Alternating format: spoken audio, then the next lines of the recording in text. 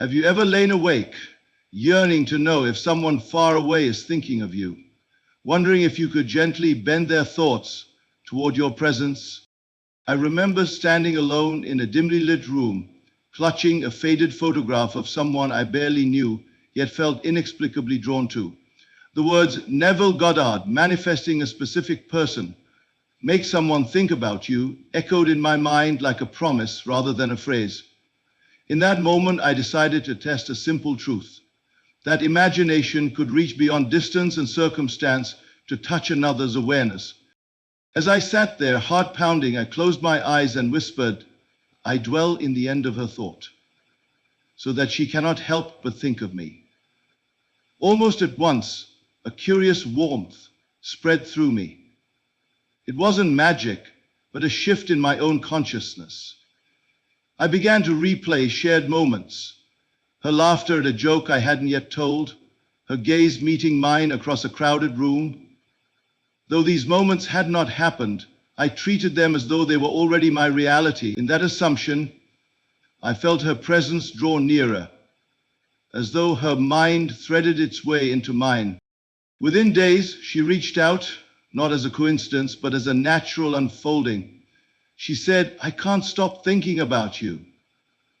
That was when I understood. To manifest a specific person is to assume the state of mind you wish them to occupy. The law of assumption held true. Once I inhabited her remembrance, her consciousness mirrored mine. Live in the end of their thought. Assume the feeling of mutual presence. Construct inner conversations that engage their mind. Use visualization to implant gentle impressions. Persist beyond doubt with unwavering conviction. Cultivate gratitude for their attention before it manifests. Detach from outcome while remaining faithful to the assumption. Anchor every day in the certainty of their remembrance. To live in the end of their thought is to position yourself not as one who waits, but as one who knows.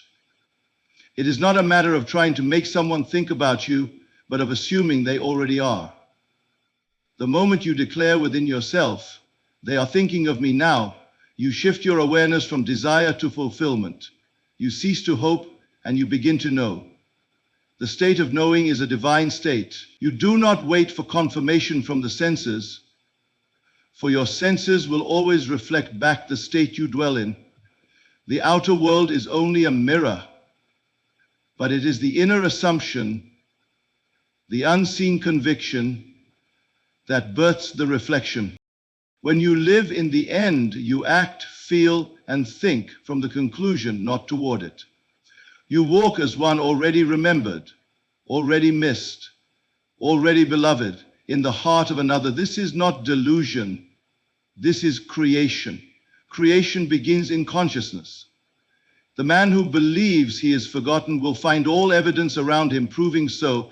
The one who believes he is thought of deeply, intimately, unshakably, will receive signs to confirm his inner declaration. Every state of consciousness has its own harvest, and what you dare to assume, you invite to unfold. Many struggle because they dwell in the middle. They imagine being wanted but still feel unwanted.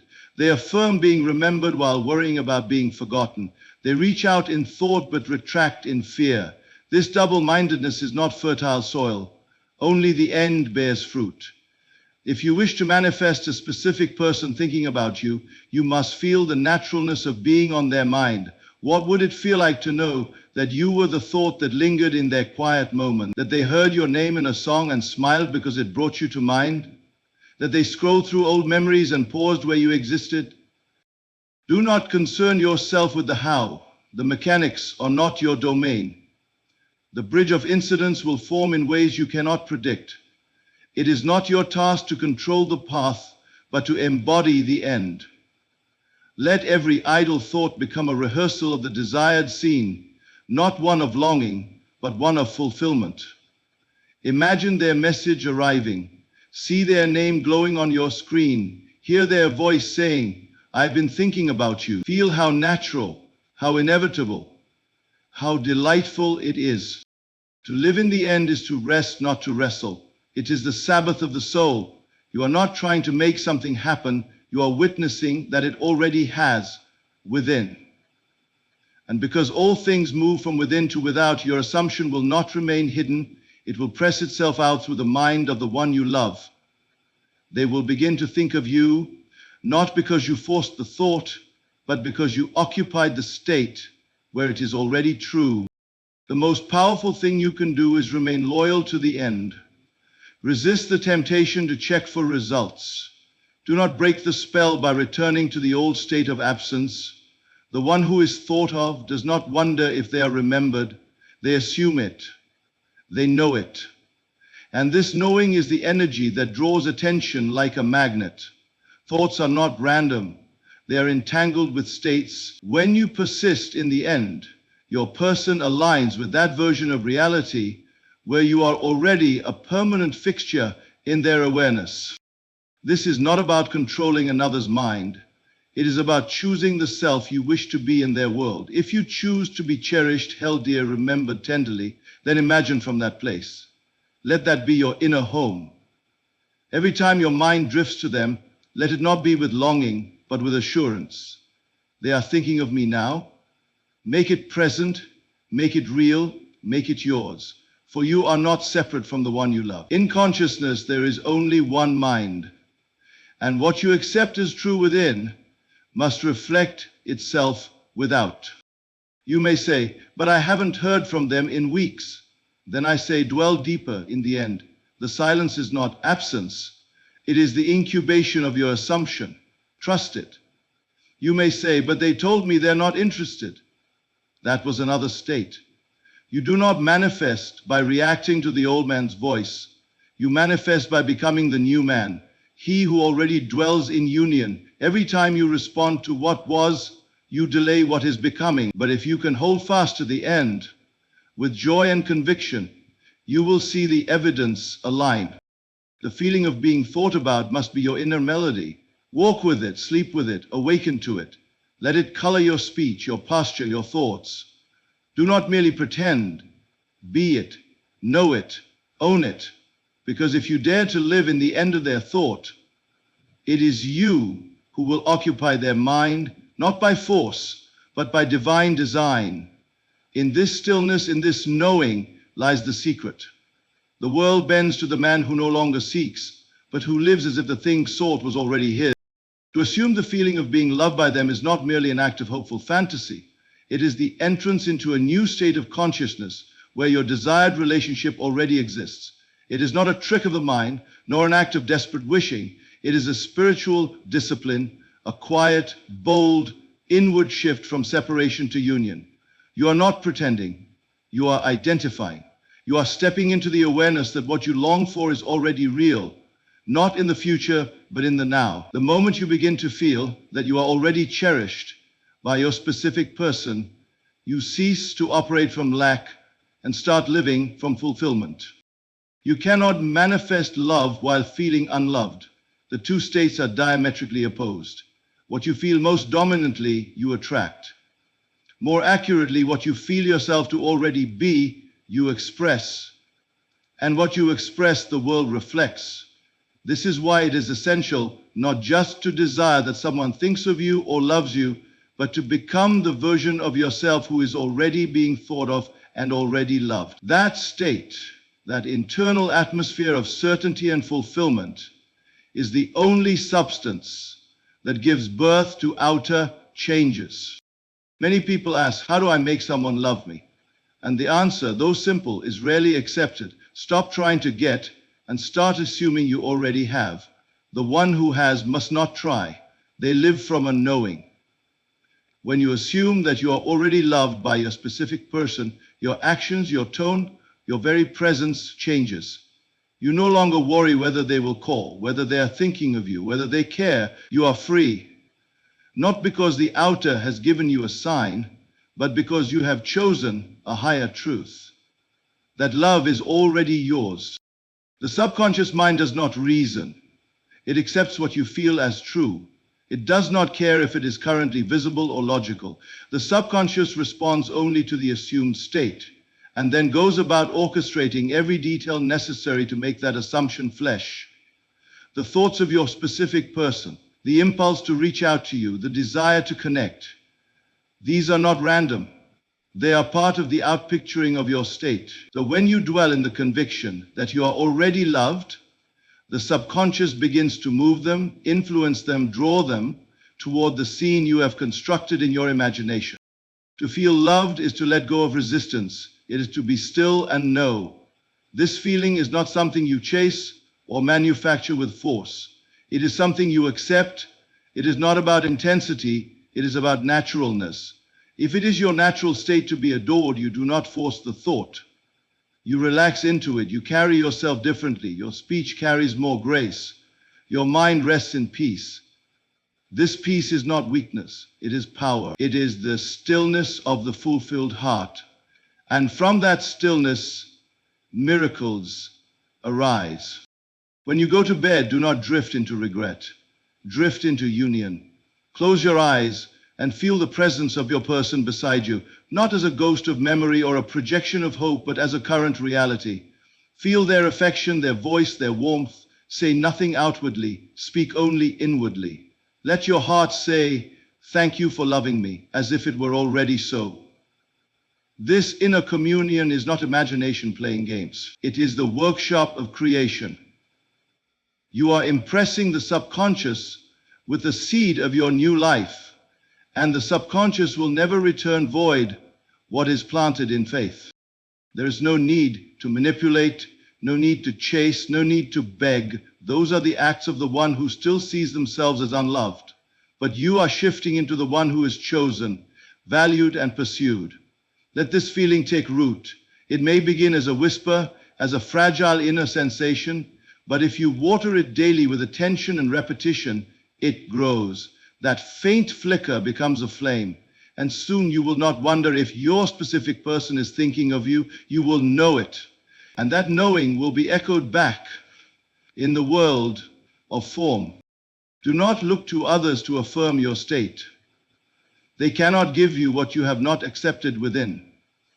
All love begins in consciousness. If you become the beloved inwardly, your outer life must eventually testify to that truth.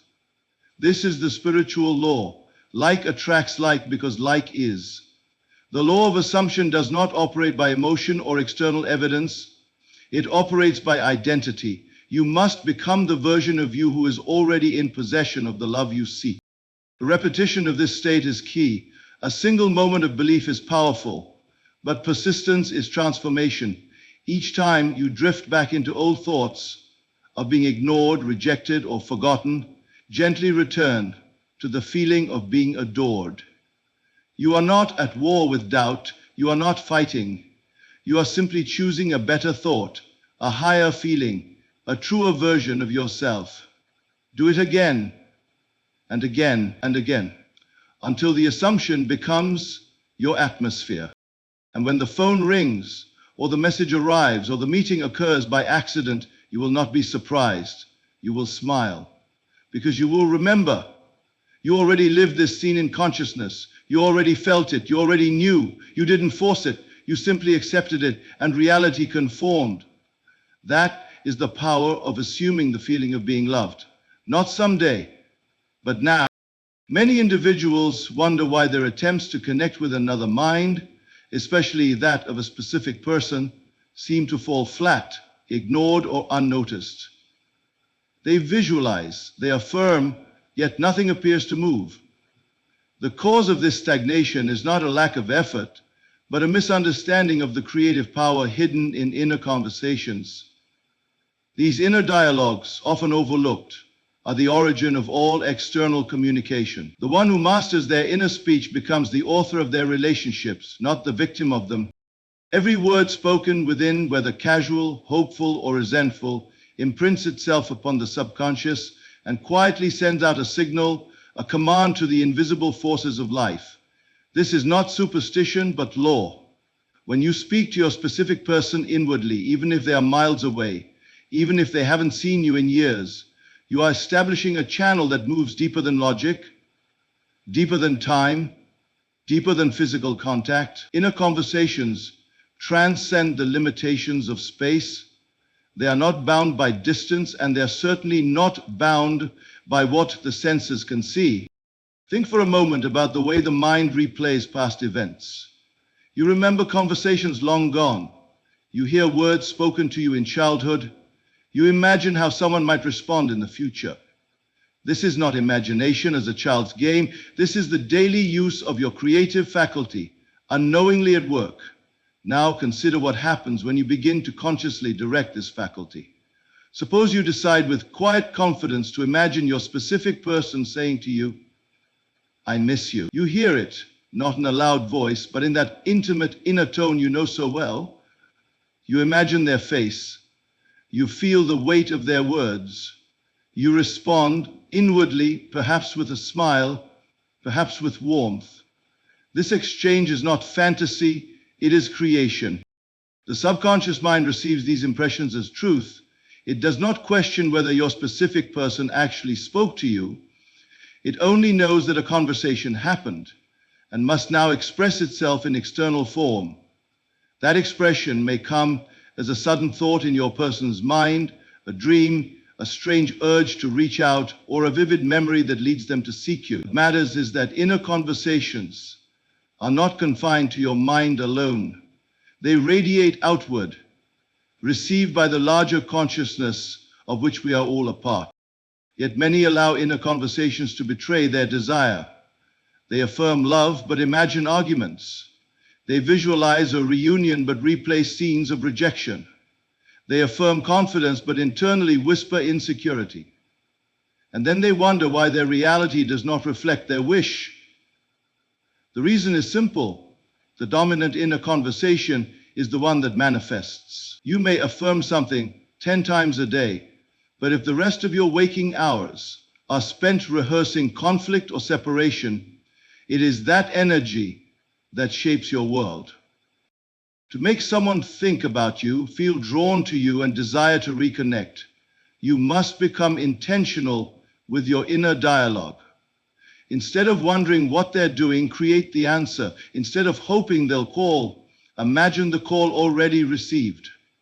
Instead of thinking, "What if they forgot me?" you must replace it with, "They think about me every day." This is not self-delusion, this is self-direction. You are no longer a passive thinker. You are an active creator.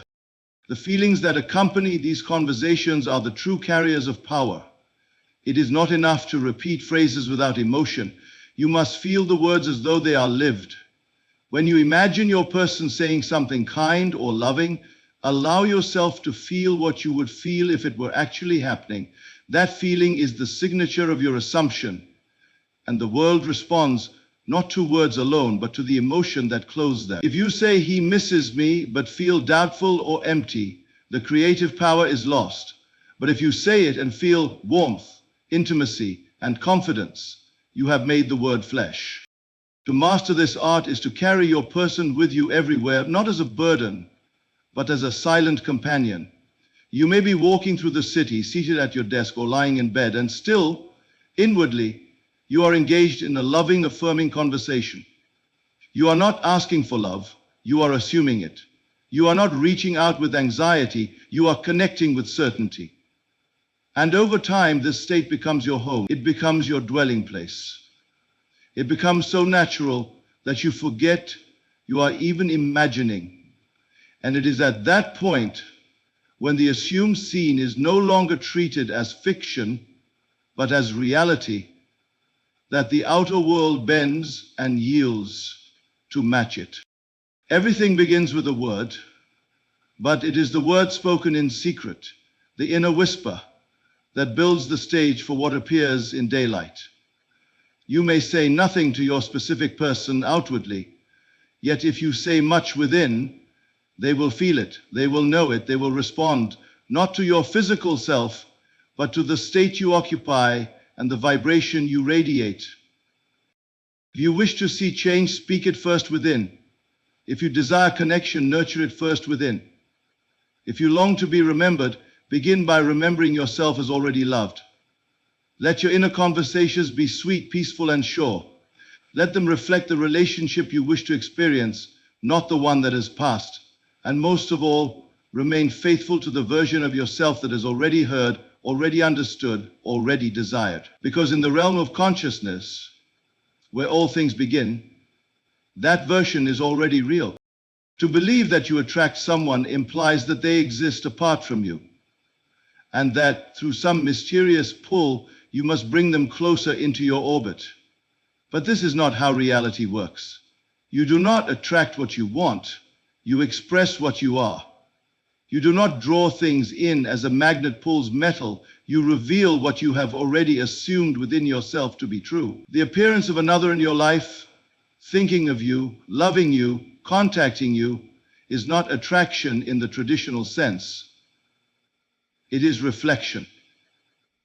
The outer world always shows you the self you have accepted, the state you have embodied, the version of reality you have claimed.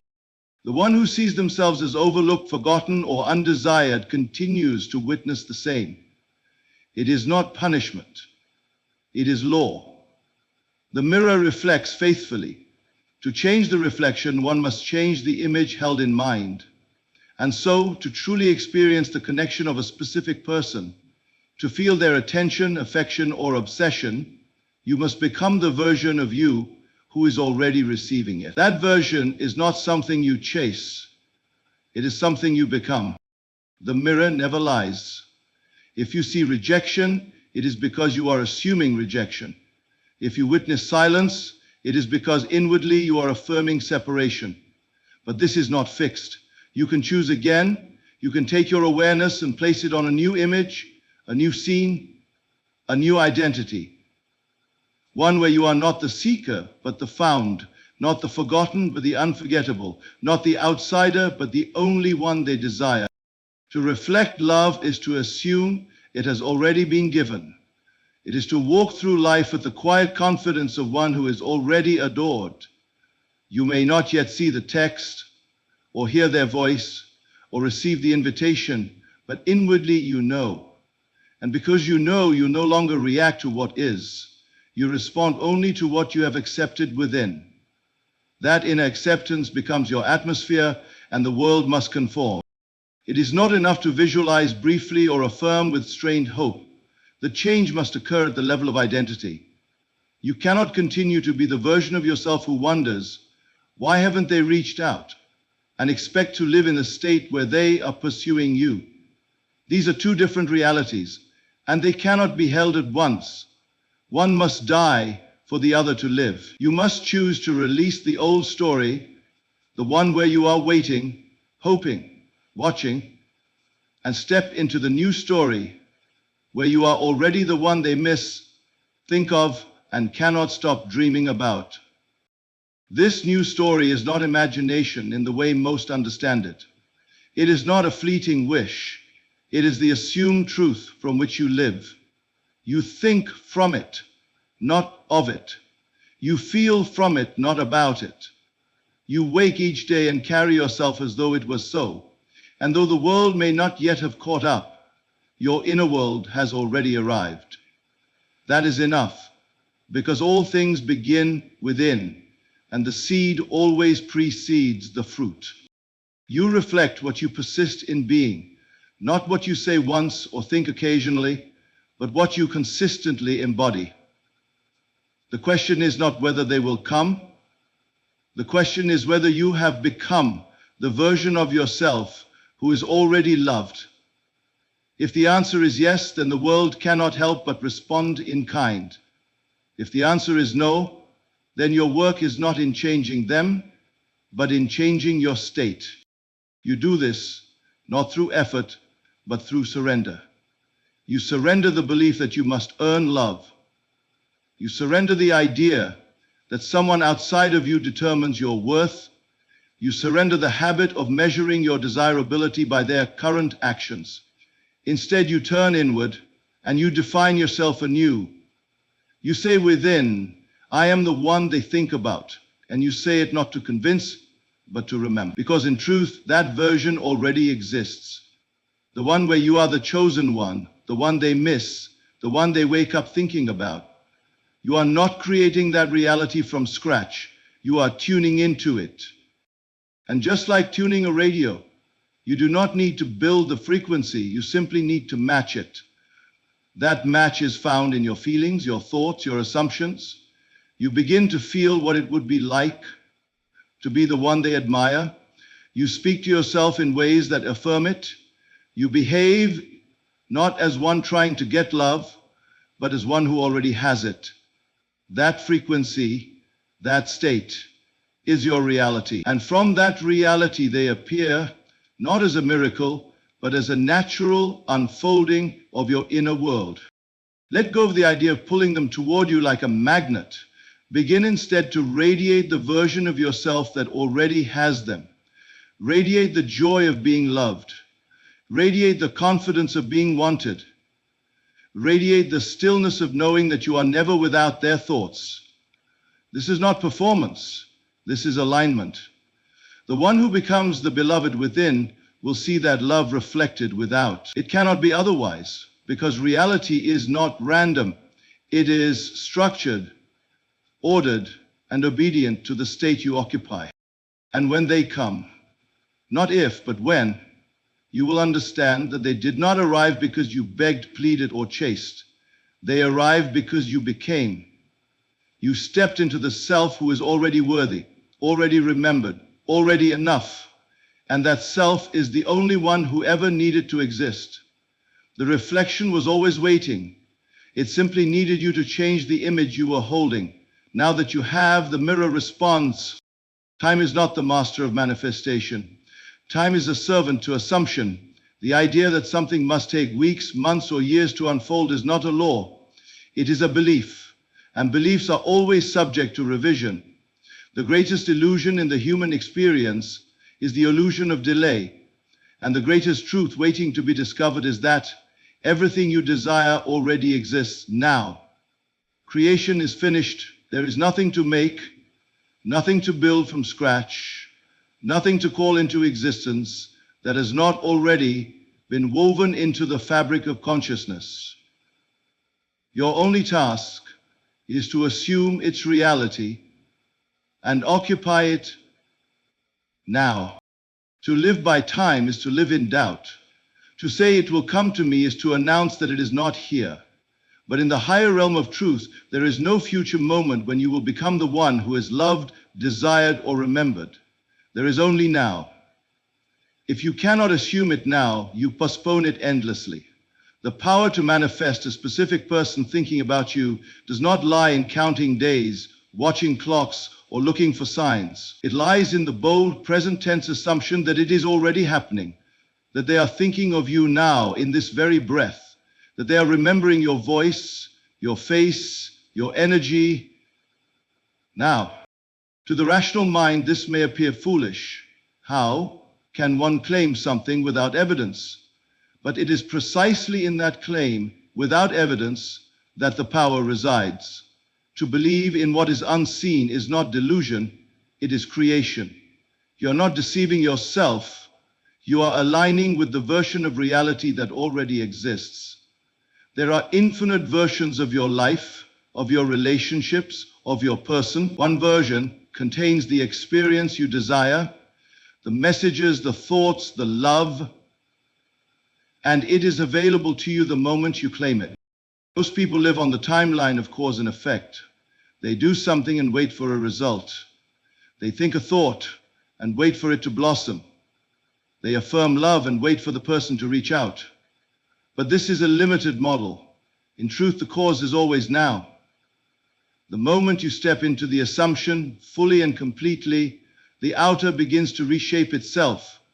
Not because time has passed, but because the seed has been planted. The harvest is inevitable, not because time is the answer, but because your consciousness has shifted. And when consciousness shifts, the world has no choice but to follow. Do not be distracted by the calendar. Do not be seduced by the appearance of delay. What you see today is simply the reflection of an older state, a shadow of the self you once occupied. But you are not bound to that version of yourself. You are free to enter a new state now. Not tomorrow, not next week, now. And in that new state, your specific person already thinks of you, already misses you, already feels you in their quiet moments, already imagines a future with you. The delay is not in their action, it is in your acceptance. You may say, but nothing has changed. And I would say, you have not changed.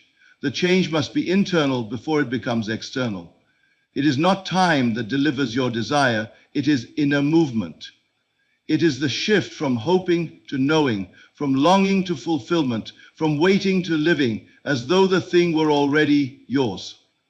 When you say within yourself with feeling and conviction, they are thinking about me now, you are not making a request, you are creating a condition. And that condition begins to form invisibly at first, until the outer catches up. The great secret is that now is always the only creative moment. There is no power in waiting. Waiting is stagnation dressed in hope. But living in the end, right now, even when the senses deny it, is the path to manifestation. The man who waits dies in hope. The man who assumes lives in fulfillment. What you assume now, in this very second, becomes the cause of what you will experience in what appears to be the future. But truly, there is no future, only unfolding now. Each moment you hold the state of being loved, being thought of, being significant to your person, you are creating. Each moment you return to doubt or separation, you are delaying, not because reality is resisting you, but because you have stepped out of alignment. The frequency of the fulfilled version of you is already broadcasting. You must tune into it. And tuning is not something you do over time. It is something you do in awareness. It is a decision, not a process. There is no delay in consciousness. There is only delay in belief. And belief can be changed. Right now, you can let go of every story you've told yourself about why they haven't called, why they aren't thinking of you, why they're distant. You can release it all and replace it with a new conviction. They love me. They think of me constantly. They are reaching out because I live in their mind, not later, now. That shift is the true miracle. This is the essence of manifestation, to accept what is unseen as though it were seen, and to persist in that acceptance until it becomes visible. Not because time passed, but because the state persisted. Time may appear to pass, but it's only the outer world catching up to the inner change. And when it arrives, you will not be surprised, you will recognize it, because you have already lived it, again and again, in your mind, in your emotions, in your assumptions. So do not wait, assume, do not hope, know. Do not measure time. Occupy the fulfilled state now, because what you desire is not far, it is near, closer than breath, already yours in the eternal now. To manifest a new outcome, a new experience, a new relationship, you must die to the old version of yourself. This is the one spiritual death that brings life. You cannot carry the baggage of your former self, the one who was rejected, the one who was forgotten, the one who felt unloved, into the state of being desired, remembered, and cherished. These two identities cannot occupy the same space. You are always becoming what you are conscious of being, and that becoming requires that the former state be left behind. You must let it go, not with sorrow, but with reverence, knowing that its time is done. Many cling to old memories like sacred relics. They replay past wounds, recite the stories of abandonment, and define themselves by the very pain they wish to transcend. But what they do not realize is that each time they dwell in the memory of being unwanted, they resurrect that version of self. They become again the one who was left behind. And then they wonder why they experience the same silence, the same distance, the same lack of response from the one they long for. It is not the world denying you, it is your own unwillingness to die to what no longer serves your desire. This death is not dramatic, it is quiet. It happens in the subtle space of inner awareness. You notice the old thought arise, they don't want me, and you no longer identify with it. You hear the voice of the past whisper, you're not good enough, and you choose not to answer. You feel the familiar ache of being unseen, but instead of sinking into it, you breathe and remember who you are becoming. This is death to the old self. It is not forced, it is chosen. To be born anew is to feel differently about yourself, not just to think new thoughts, but to occupy a new state. That state is not merely an idea, it is a lived experience within. When you assume that you are now the one your specific person adores, you are not waiting for proof. You are being the proof. You begin to carry yourself differently. Your inner conversations shift. You no longer ask, why haven't they reached out? Instead, you say, of course they're thinking about me. This is not arrogance. It is alignment. You must no longer look into the mirror and see the same old self who was overlooked. You must see the version of you that is irresistible, unforgettable, magnetic, and not as something you are trying to become, but as something you already are. To become that version, you must let the old one die. Not mournfully, but joyfully. For every death in consciousness is a resurrection into a higher state. This is not about changing your appearance, your habits, or your personality to fit someone's expectations. It is about releasing the belief that you are lacking. It is about shedding the identity that was born in rejection and stepping into the one that is born in love. The one you wish to be is already within you. It has always been. The moment you say, I am now the one they desire, you call it forth, and in that calling the old fades away. You cannot serve two states. You cannot wish to be wanted while feeling unwanted. You cannot affirm love while embodying fear. You cannot speak words of confidence while imagining scenes of loss. The outer world is not fooled by declarations. It reflects your deepest convictions. And so if you truly want to experience a specific person thinking about you, longing for you, reaching out to you, you must become the version of you who evokes those responses naturally, not through manipulation, but through identity. This is the secret most overlooked. They ask, how do I make them love me? The answer is not in changing them. It is in changing you. You do not change others directly. You change yourself, and others respond to that change. You become the one who is loved, and the reflection appears.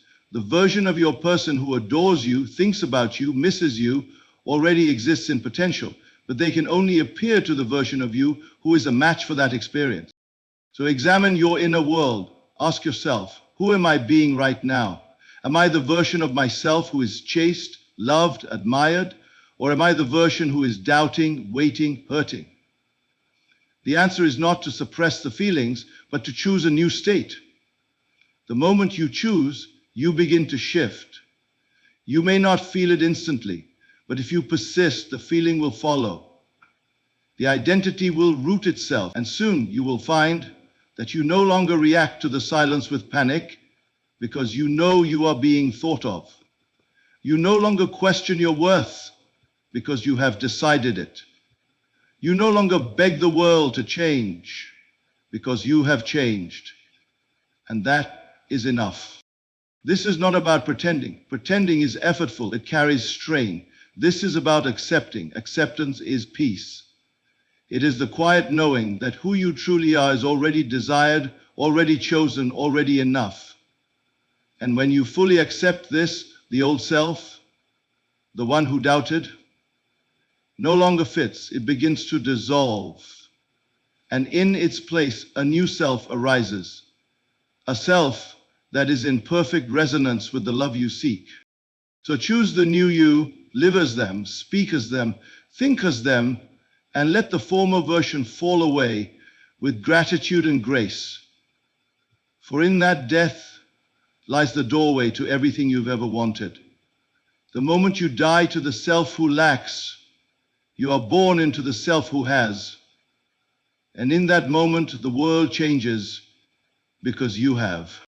The outer world often appears stubborn and unmoving, especially when you're attempting to manifest a specific person's attention or affection. At times, it feels as if no matter how much you assume, imagine, or believe, The evidence outside remains the same: silent, distant, unyielding.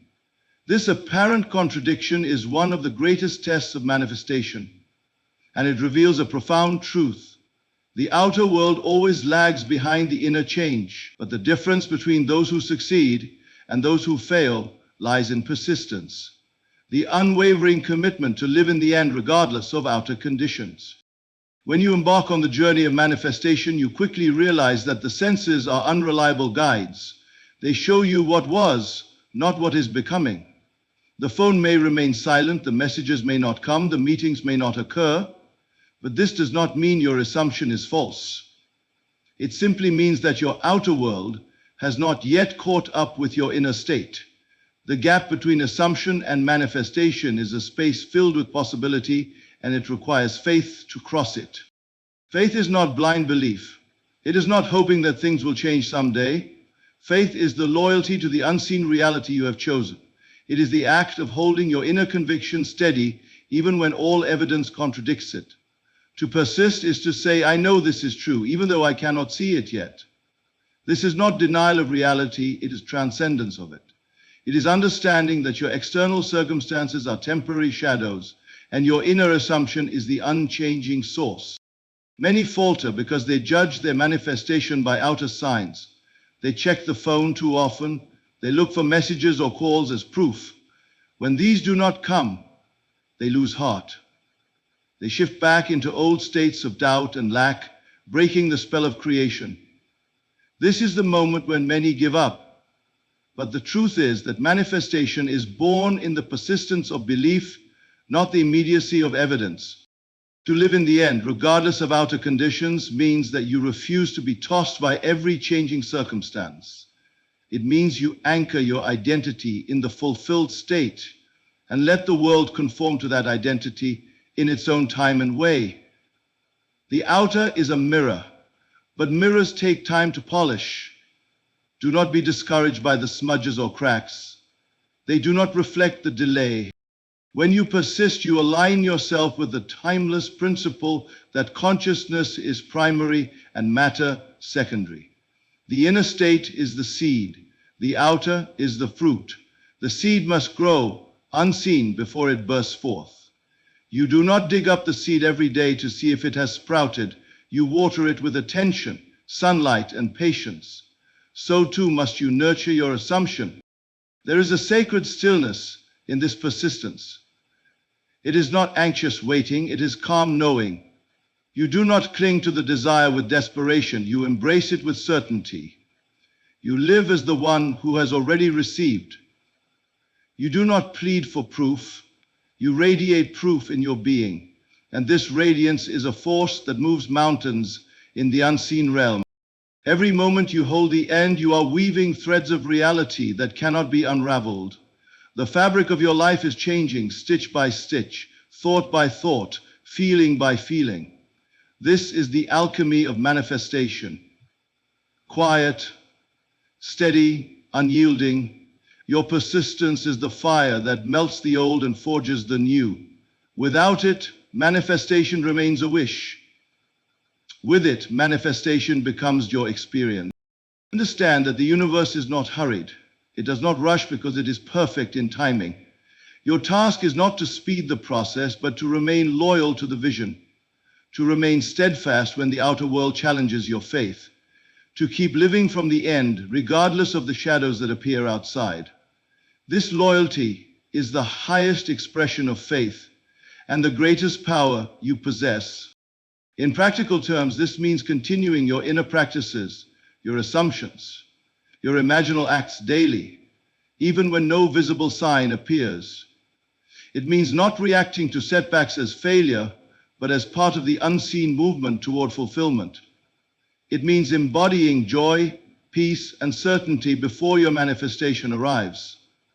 The one who lives in this way is already victorious. The outer world will always reflect the deepest conviction you hold. If you waver, it wavers. If you persist, it persists. The process may seem slow, but every second spent in unwavering faith builds the bridge from desire to reality. Your task is to be the bridge, the steady force that holds the end as real and inevitable. Because when you do, reality must conform. Persistence is the secret to manifestation. It is the difference between dreams deferred and dreams fulfilled. It is the choice to be loyal to the unseen, to the imagined, to the assumed. And in that loyalty lies the power to move the immovable and bring to pass the impossible. Keep faith alive. Hold the end in your mind and heart. No matter what the senses say, live as though it is done. For in this living, you become the creator of your world. Love is not a force to be wrestled or a prize to be won. It is a state of consciousness, a resonance that arises naturally when you align yourself with its frequency. To manifest love, to make someone think about you, is not to manipulate their will or control their mind. It is to become love itself in your own consciousness and thus radiate a vibration that naturally draws others into harmony with you. This principle is subtle yet profound. The power to manifest love lies not in coercion, but in becoming the embodiment of the love you desire. Many believe love must be earned, chased, or bargained for. This belief traps them in a cycle of struggle and resistance. They try harder, seek reassurance, or plead for attention, but these efforts often push love further away. Love is never forced because true love springs from freedom and alignment. It blossoms where there is peace and confidence, not desperation. To awaken love in another, you must first awaken it within yourself and carry that awakening as your essence. The process begins inwardly. You must feel deeply, without hesitation, the love you wish to receive. This feeling is not a surface emotion, but a foundational state of being. When you live from love internally, your thoughts, words, and actions flow from a place of wholeness rather than neediness. This internal love changes your energy. It alters your frequency. It is this frequency that reaches the subconscious of the one you desire, planting seeds of attraction that grow unseen but surely. Manifestation through consciousness is not about controlling another's choice, but about tuning into the universal law of correspondence. Like attracts like. When you embody love, you become a beacon to those who resonate with that energy. The person you wish to manifest begins to feel drawn not because of any external effort on your part, but because your vibrational state calls to their own. This connection happens beyond the physical, in the realm of feeling and thought, where real creation takes place. This understanding calls for a shift away from viewing love as something external to be acquired, towards seeing it as an internal truth to be expressed. When you accept that you are already love, that love flows through you freely and abundantly, you open the door for others to respond in kind. The manifestation of a specific person's thoughts about you is then a natural extension of this inner reality. You are no longer seeking their attention. You are sharing your radiance, which they cannot help but notice. It is essential to remember that this path is not about pretending or putting on a facade. It is about authentic alignment. When you feel love within, it manifests in genuine confidence and kindness. These qualities are magnetic. They do not repel or coerce, but invite and inspire. The love you wish to manifest is reflected back to you in the quality of your being, not in superficial displays. Moreover, love expressed through consciousness transcends fear and limitation. It is fearless because it is rooted in the knowing that love is not scarce. It is abundant and eternal. When you embody this fearlessness, you release the need to grasp or cling, which often drives others away. Instead, you radiate a calm assurance that draws others into a space of safety and trust. This is the fertile ground where love can grow. When you consciously become love, you also clear the path for healing and transformation both within yourself and in your relationships. Love as a state of consciousness dissolves old wounds, doubts, and fears. It creates a new narrative, one where connection is natural, mutual, and effortless. This transformation is visible not only in your interactions, but in the subtle, energetic exchanges that influence thoughts and feelings beyond words. The manifestation of love through conscious alignment is not instantaneous, but is as certain as the dawn. It requires patience and dedication to maintaining your vibrational state. Each moment you choose to feel love, to express love, and to believe in love's reality, you strengthen your creative power. This steady commitment shapes reality, aligning the unseen forces in your favor.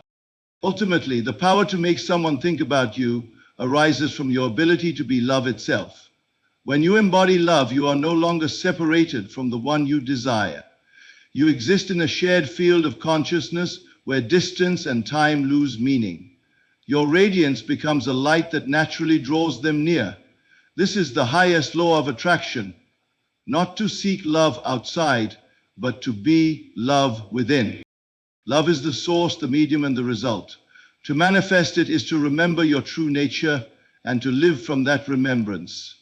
In doing so, you do not force or demand, you invite and allow. You become a living expression of love's power, and in that embodiment, all things align. The one you desire will come to think of you, not by chance or manipulation, but by the irresistible pull of your own loving presence. In the journey of manifesting a specific person and making them think about you, the greatest power lies not in external effort, but in the transformation of your inner world.